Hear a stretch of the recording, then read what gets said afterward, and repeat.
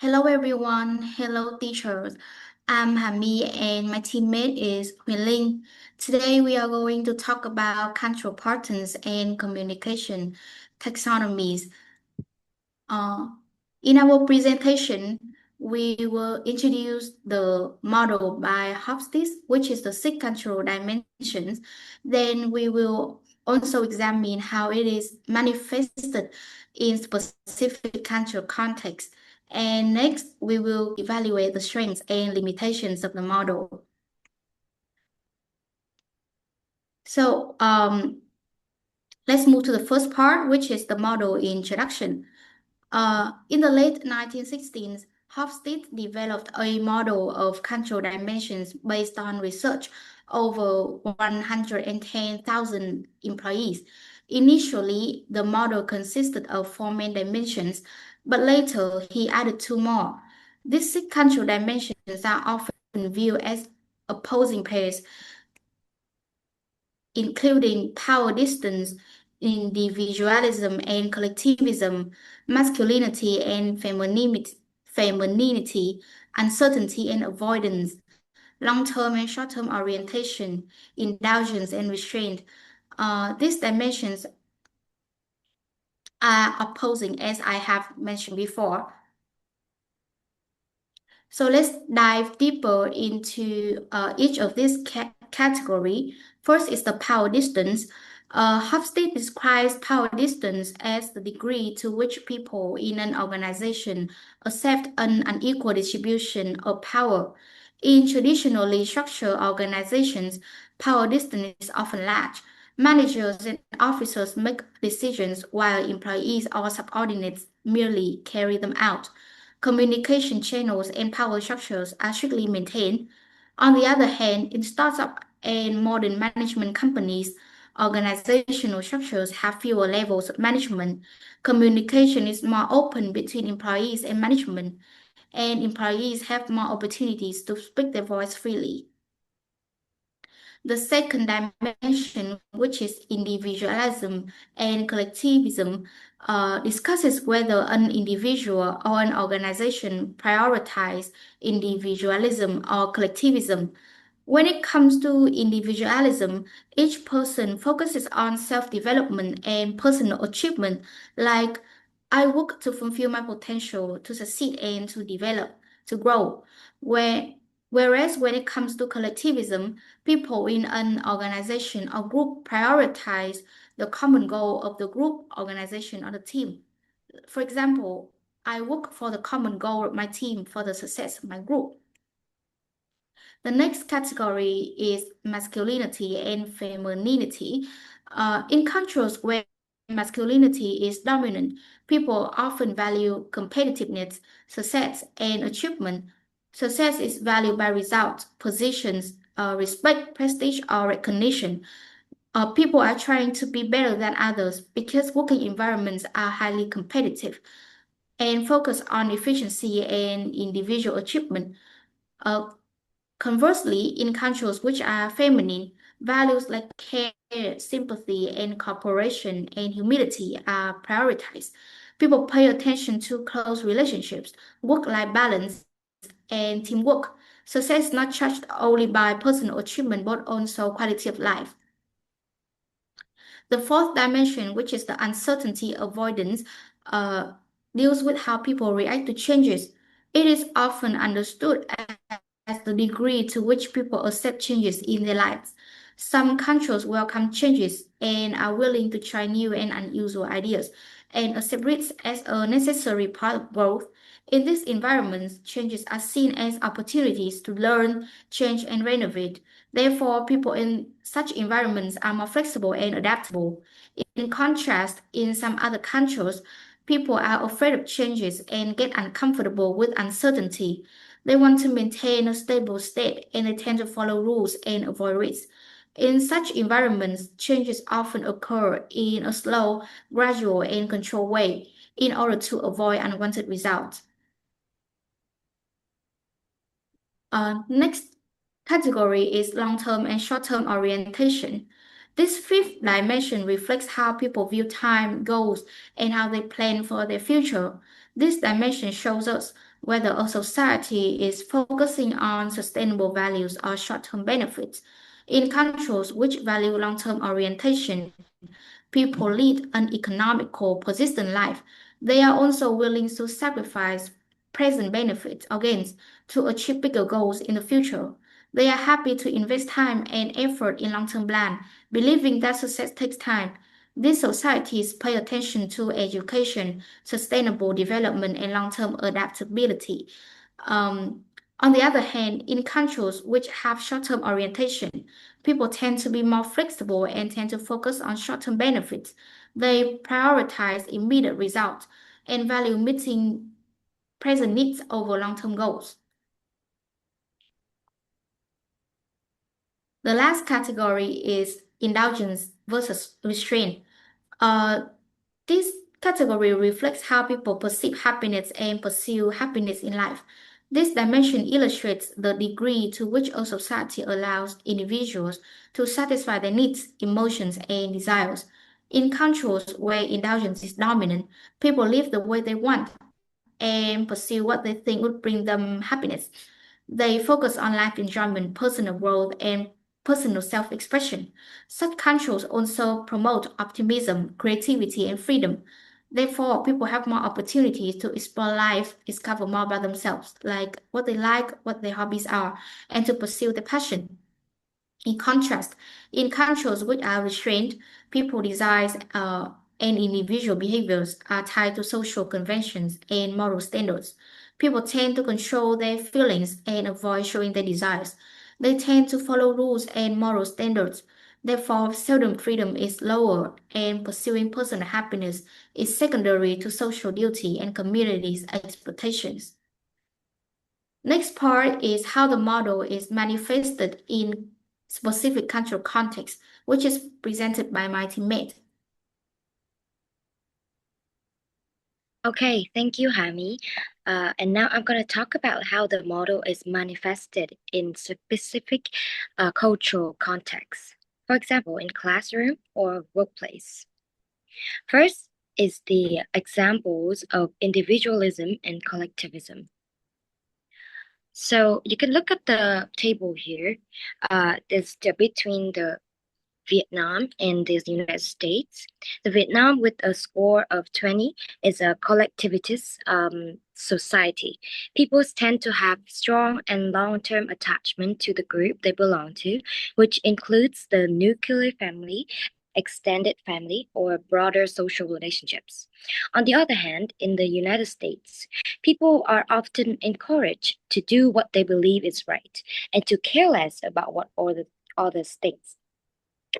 This fosters a safe and open environment where individuals can learn and try new things, which is highly beneficial for personal development. In Vietnam, social standards are one of the concerns. People would pay attention to how their actions will affect others and whether their decisions would be judged. Living in a collectivist society can sometimes be really stressful and exhausting. Take myself as an example. Whenever my mother disagrees with something I do, she often begins by saying, "It's not just about you. You have to think about others. And then what will other things about what you just did?" The conversation just never solely about the behavior itself, but always about how that behavior is perceived in social contexts. And for the next example, let's go to masculinity and femininity. Uh, This is between the Netherlands and the USA. The United States is considered a masculine country. That means the society pays great attention to competitions, achievement, and success, especially for men. As a result, people tend to openly talk about their accomplishment and social status. Conversely, the Netherlands is a highly feminine country focus on for each other and quality of life for both men and women. Standing out or being different from the crowd, it's not seen as admirable. In Netherlands, people often tell someone who is showing off or expressing too much in individuality to act normal, or sometimes even adding, that's already strange enough. Being different from what considered normal, it's not highly valued or admired. Um, Another feminine example in Scandinavia, an European region, where the same feminine attitude is reflected in the Jain law, you shouldn't think you're special or better than the others. Hofstede has explained that in feminine countries, striving for self-assertance and excellence are often ridiculed. Excellence is something people keep to themselves. Showing it off may provoke jealousy. This difference in is very it's even present in situations where demonstrating competence is necessary. In recruitment processes, American candidates tend to promote themselves, while Dutch candidates are more likely to undersell. For the next example, let's go to uncertainty and uncertainty avoidance. Let's look at the Taiwan in here versus the United States. Taiwan scores 69 on uncertainty avoidance, which means it tends to avoid uh, risk and uncertainty rules are and beliefs are are really strict. And people are not very open to behaviors or ideas that are considered unusual or bold or different. In Taiwanese culture, there's a strong need to follow rules and maintain structure. This is reflected in the school where there is often one correct answer. Teachers are not expected to say, I don't know, and open discussions or debates are not encouraged. However, when it comes to people and relationships, rules can become more flexible. In this case, femininity dimension influences how uncertainty is handled. When relationships are involved, people tend to become more flexible, less strict, and more open. For example, bargaining at markets is normal, and police officers may give a warning instead of imposing a fine. And the next one for power division. If you look at this picture here, and there's a quote next to it, uh, came from the report of the Indian Express. It said the widely revered monarch is central to Thai society and was often treated as a virtual god. The person dressed in white is actually the Prime Minister of Thailand. But why is he sitting on the floor? It's because the person seated on the armchair behind the table is the king of Thailand. Thailand is highly hierarchical society. That means there's a large power distance between people. In such societies, displaying in power is very important, even between the two most powerful individuals. In contrast, let's look at this picture over here. This is the Prime Minister of Sweden. He stands in line waiting to withdraw money just like everyone else. Sweden has a low power distance. There is still some of the royalty part, but it is not very dramatic or strict. But what is important here is that the hierarchy of a society is determined exactly by the people at the bottom of that society instead of leaders. And this begins in childhood when individuals learn that what is right and what is wrong. In Brazil, when adults are talking, children are told to go outside and play and not to intervene or take part in any kind of conversations. They learn that adults have more power than children. But in Netherlands, when a child runs into the room, adults pause and allow the child to join the talk. Children learn that people are nearly equal power. And the next one, for the long-term orientation, we also look at Taiwan. Taiwan scores 93, meaning that it displays a very strong long-term orientation. However, even though Taiwanese culture is strongly long-term oriented, there are generational differences. For younger generation, they tend to spend more money to enjoy life, care less about the retirement or long-term financial planning. But for the parent generation, they grew up in during a period of industrialization and rapid economic growth, referred to as the Taiwan economic miracle. Started from very little and worked extremely hard to achieve success. So they have that kind of mind to uh, set everything up, plan everything up beforehand. As a result, they often consider young people habits such as frequently traveling or constantly buying new clothes as immature. Okay, for the third part, critically evaluate the strengths and limitations of the model. We got to go back to Hami for the A part. Okay, so next I will talk about how useful the model is in real life communication. In real life, this control model is especially useful in communication, education, and business. They help people understand and predict behaviors, avoid misunderstandings, and adjust their approaches to fit different contexts. For example, in a multicultural classroom, teachers can apply the information and knowledge they gain from this model to choose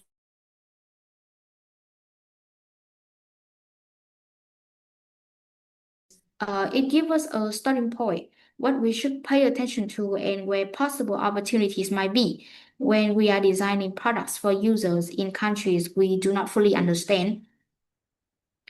This model also comes in handy when you are applying for jobs in different countries. These cultural dimensions always combine with each other in real life situations. For example, the USA is named Contest Control, the Netherlands is named Network Control, and Bulgaria is named Pyramid Control. When it comes to workplace or applying for jobs, we should pay attention to the characteristic of these controls to display what is necessary. For example, in a contest control, a strong candidate would have an outstanding CV, show confidence and assertion during the interview, and demonstrate a can-do attitude.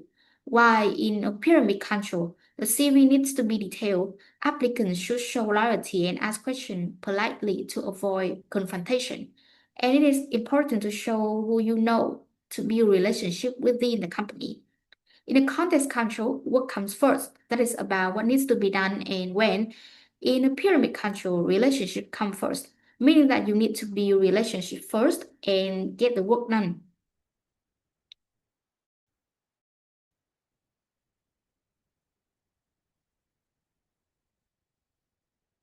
Understand this model is important because it shapes the way we perceive problems. We may be looking in the wrong direction if we fail to take culture into account. For example, in Brazil, corruption is strongly related to power distance and flexibility. That means that the law is not strict and not clear and is vague. The higher the power distance, the more likely corruption occurs due to the abuse of power. The higher the level of flexibility, the more acceptable corruption becomes because the rules are not strict. To handle corruption, these two factors need to be addressed. And by understanding how this model applies to control, we can also decide what we want to change and what we want to preserve. For example, if we want to reduce power distance, we cannot continue to educate children in an authoritarian